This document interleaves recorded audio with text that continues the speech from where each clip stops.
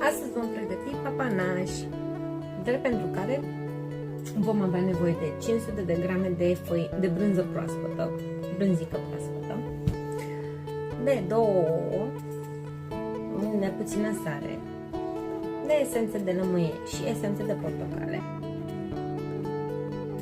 de 300 de grame de făină, așa, o linguriță rasă de bicarbonat de sodiu și 30 de grame de zahăr vanilat. Pentru topping o să avem nevoie de 200 de grame de smântână. Eu am aici dulceață de afine sau dulceață de piersici. Vă cumpărați sau folosiți ce aveți în casă. Haideți să ne apucăm de treabă.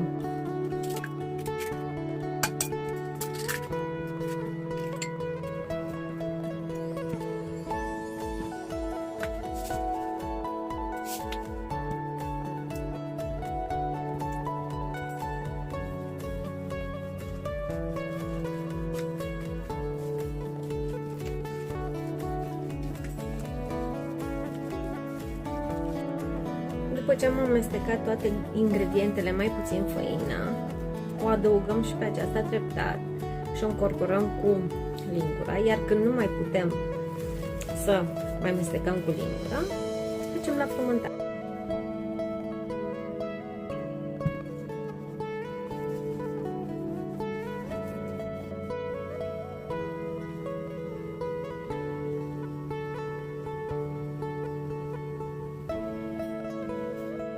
Aluatul va arăta așa, este lipicios, ceea ce este absolut în regulă.